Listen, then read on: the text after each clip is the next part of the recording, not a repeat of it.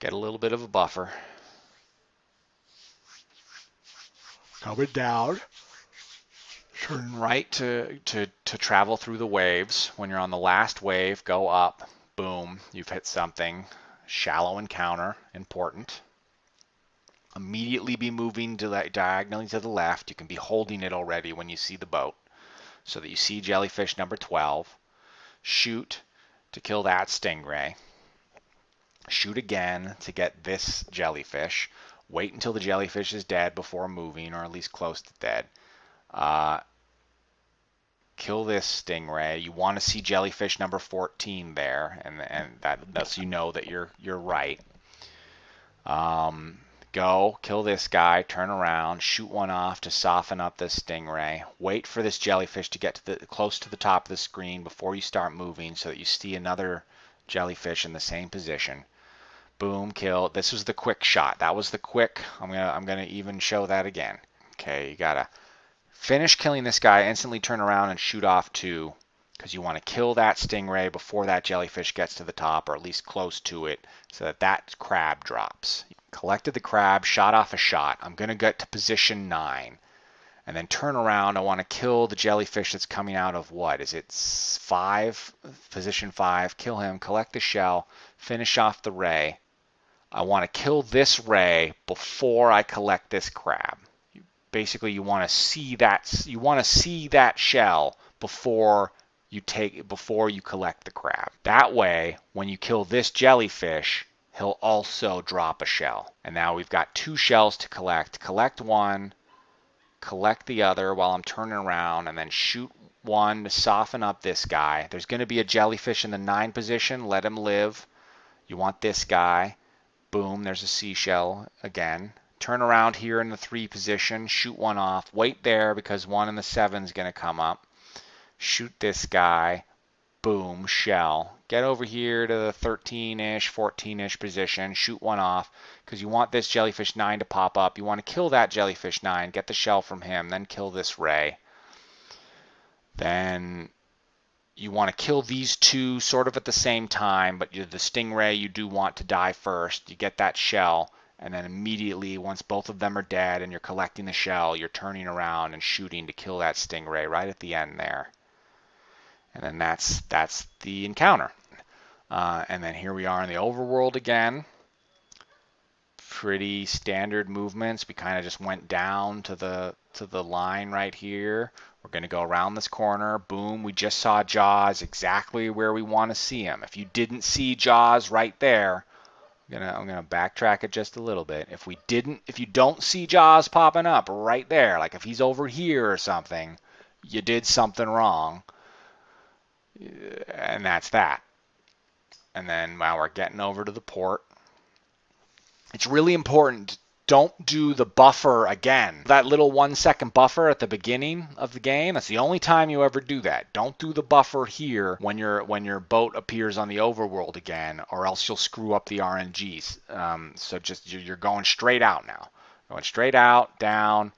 We're going to go around this corner again. We're not going to see Jaws. By the way, Jaws, I'm pretty sure he's somewhere over here. He's somewhere up above this island. Like he's up here moving around. Like obviously we don't know exactly where he is, but he's somewhere up here. Because when we come down later and are coming this way, Jaws is able to move diagonally, and he's able to move through these kinds of spaces here. So when Jaws is up here, he's going to move this way to get to us when we're coming back down a little later. And that's how Jaws gets to us, from over there. Okay, so coming down.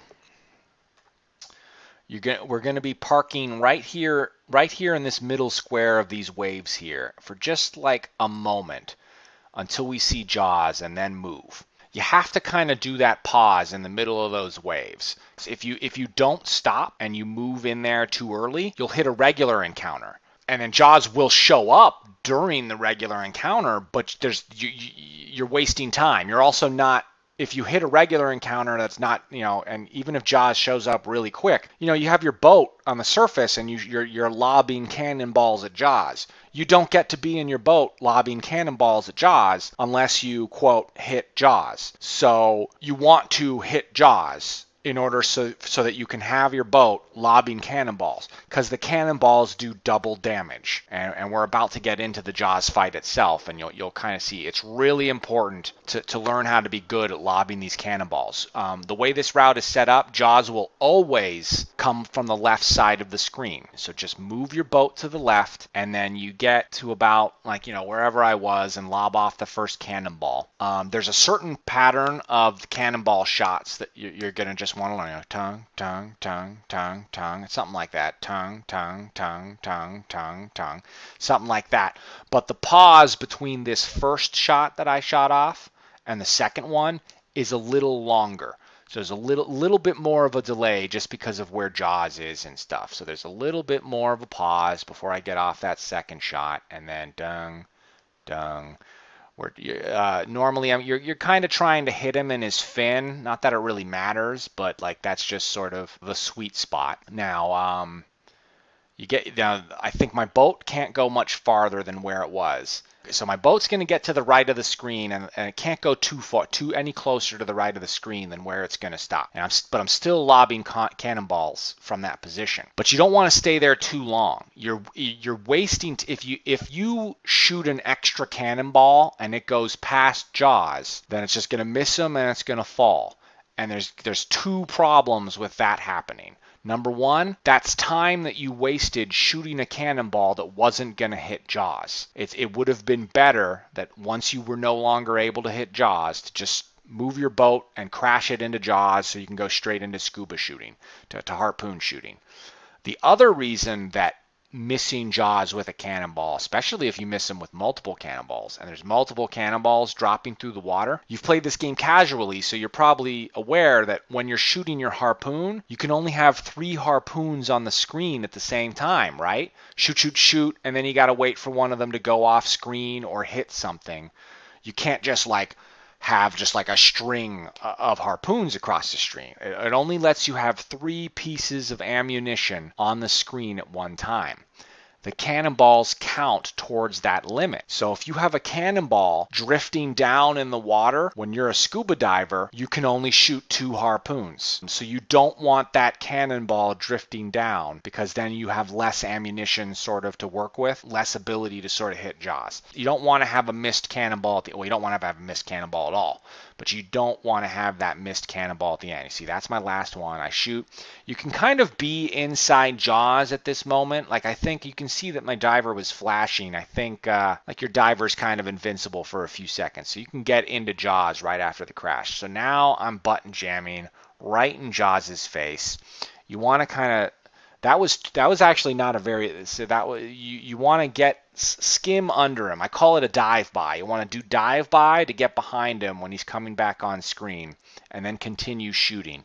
The way that this usually ends up, that stingray or that jellyfish is usually there in the middle. He drops a star. Try and not collect the star. Let it drop. It gives you more time to work with. So I'm button jamming really hard right now, really trying to pretty much as fast as I can. When he's coming back on screen towards me, you can slow the pace down, give your arm a break, because he's moving towards you now. So the harpoons are getting to him a little faster. But then once you're behind him, I am button jamming. And I'm trying to stay, I think of it as like an inch behind him. Like I'm staying an inch behind him. Obviously, it depends on how big your TV screen is, everything. But I'm kind of staying an inch behind him, following him. I'm probably a little farther away from the screen than I want to do. So I'm slowing down my pace now as he's coming to me. It makes it a little easier. Oh, that's a perfect dive by right there.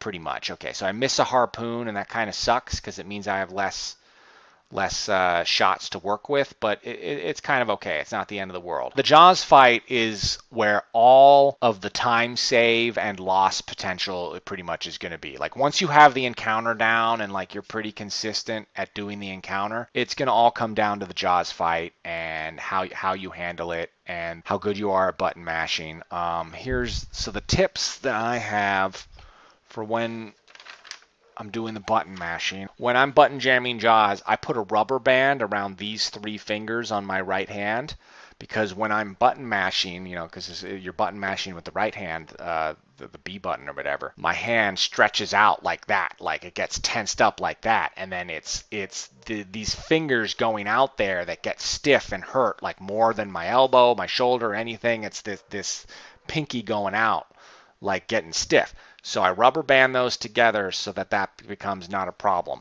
And then also I have, like, you can kind of see how that, like, that arm right there is a little raised. That's because I've got pillows right here under my arm, so that, like, while I'm button jamming, like, I've got the support of the pillows underneath my elbow. So that's sort of my strategy for how to physically do this. And for the record, when I got my 416 and 411 world records for this, I wasn't button jamming like this at the time. I actually had like a much slower, like dung, dung, dung, similar to the cannonball rhythm.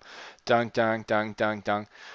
It's important to understand Jaws has iframes. After you hit him, he's invincible for 24 frames before you can successfully hit him again. So hypothetically, there's some rhythm that you can get that's going to hit him like perfectly as soon as his iframes as soon as he's available to hit again. The problem is it's kind of tough since you're usually behind Jaws and he's swimming away and your distance from him is going to fluctuate sometimes. It's kind of hard to get that perfect rhythm.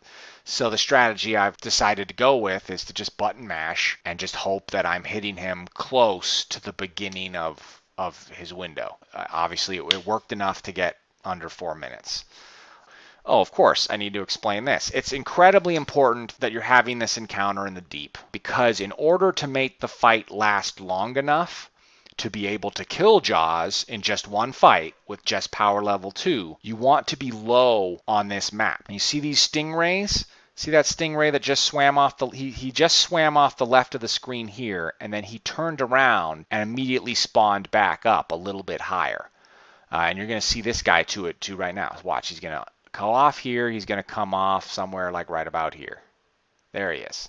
So that's the same stingray. He's just going off and then turning around and coming back on a little bit higher. And he's going to keep doing that. He's going to keep zigzagging up the screen until he would come out above the surface of the water, which you can't see right now. But when the stingray would come out above the water, that's when it truly despawns and moves to the next thing in the spawn list, or the spawn, whatever needs to spawn next. This encounter that's happening in the background of Jaws right now, the pattern is stingray, stingray, jellyfish, stingray, stingray, jellyfish. So you're going to get a lot of stingray to work with, and as long as you're trying to keep the fight low, they'll spend plenty of time on screen. Every once in a while, you'll see a jellyfish like this guy, and also because we're on a deep map, it's going to take a while for that jellyfish to get to the top of the screen. But watch, once that jellyfish goes off screen, we're going to get a new stingray. Like, he's going to come out right here. You're trying to avoid killing the stingrays, because here's the thing. At the end of this encounter, like I told you, it goes stingray, stingray, jellyfish, stingray, stingray, jellyfish. It does that up until you've had, like, what would it be, 16 stingrays and 7 jellyfish. And when the 8th and final jellyfish would spawn, based off that pattern, instead of a jellyfish, it's a baby shark, or the regular sized shark. It's baby shark compared to the size of Jaws. So if you kill too many things other than Jaws, on accident, you're advancing. Every time you kill something, you're advancing the encounter. Stingray, stingray, jellyfish. If you kill a stingray, it's like, oh, now it's time to spawn the next thing on the list. Back when I was getting my 416 and my 411s, there were times that I screwed up too much, and I would see, okay, so there we killed Jaws. I'm going to pause. I would see the baby shark. And it's a ripped run, because the baby shark, unlike the stingrays, he doesn't just go straight across. He'll follow you, and he'll just fuck up the whole fight for you and get in the way. And the encounter's lasted too long if you see the baby shark. So let's unpause here. So I killed Jaws. So you got to do Jaws charge. It really sucks. There was a lot of other really great attempts I've had with this game that I fucked up on because of this final charge. Because I don't know how to predict what Jaws' pattern is going to be, so you just got to do your best. The strategy I've been going with is just start by moving your boat to the right a little bit. I don't know how many seconds. I can't think of what it is, but you move your boat to the right for a little bit because usually Jaws will head mostly right at some point during this charge. He'll move left at first, but then he'll go right. So I always just start by going right so that I'm kind of waiting for him. But then you got to micro adjust as he gets closer. So you see I already gone white, and I see I moved. Okay, he's going left now. I'm moving left. Now he's coming my way. Boom. You want to get him kind of in the middle. You want to do the strobe pretty much right when he's on this front line here. And then I stabbed him in the belly. I probably could have been a few frames faster if I stabbed him when he was just like 45 degrees turned or whatever.